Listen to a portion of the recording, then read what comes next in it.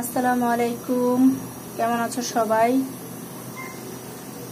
তা আজকে দেখো আমি একটা রেসিপি নিয়ে আসলাম, সেটা হচ্ছে ডিম দিয়ে চিচিঙ্গা ভাজি। তো দেখো এই যে একটা পাতিল নিয়ে নিচ্ছি, এর মধ্যে পানি গরম করতে দিচ্ছি। এতে আমি একটু লবণ দিয়ে দেব, হলুদ দিয়ে দেব। এই যে হলুদ দিয়ে দিলাম।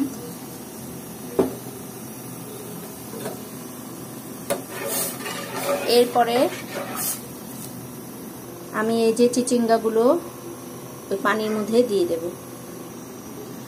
তো এই পানির মধ্যে দেওয়ার কারণ হচ্ছে আমি কিছুক্ষণ মানে 1 মিনিটের মতো এটা ফুটিয়ে নেব, কারণ চিচিঙ্গার একটা কিরকম গন্ধ থাকে, সেটা আমার ভালো লাগে না।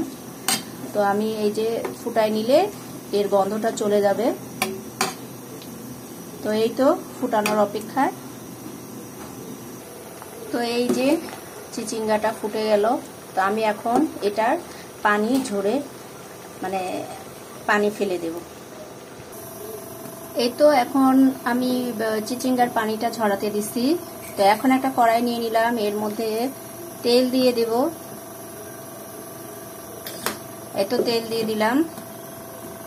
এরপরে এর মধ্যে দিয়ে দিব বেশ কিছু পেঁয়াজ,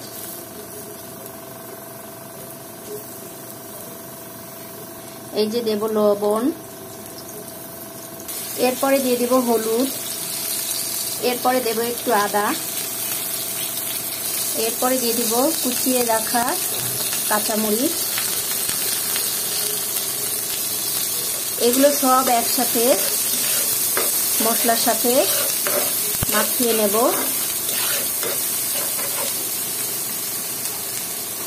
এরপরে দেব দেখো এই যে শিং মাছের ডিম। আমি সত্য কথা বলতে কখনোই খাইনি, তো দেখি সব আপুরা দেখাচ্ছে শিং মাছের ডিম ভাজা এবং রান্না করা খুবই মজার।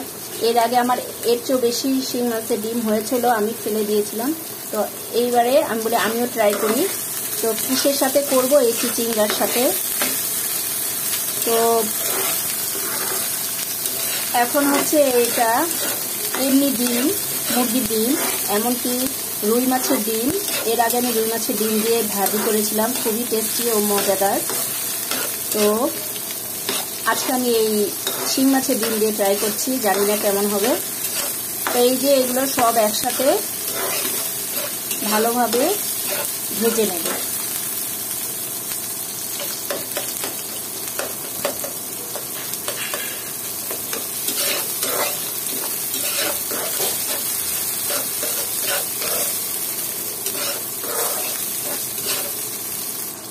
এই তো আমার সব ভাজা শেষ।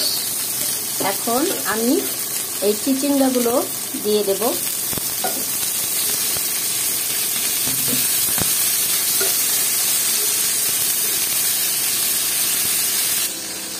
তো দেখো ডিম চিচিঙ্গা খুব সুন্দরভাবে মিশে গেছে।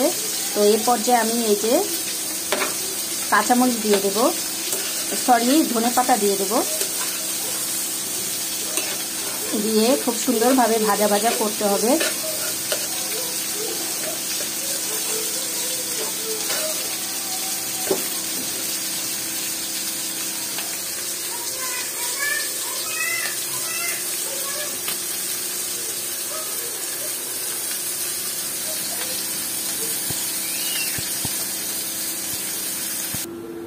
আলহামদুলিল্লাহ, তৈরি হয়ে গেল আমার ডিম চিচিঙ্গা ভাজি। তো কেমন হবে আমি তা জানি না, কারণ এর আগে আমি কখনো শিং মাছের ডিম দিয়ে খাইনি। তো তোমরা জানাবে যদি কেউ খেয়ে থাকো এটা কেমন হয়। তো আজকে এতটুকুই। সুস্থ থাকবে, ভালো থাকবে। আসসালামু আলাইকুম।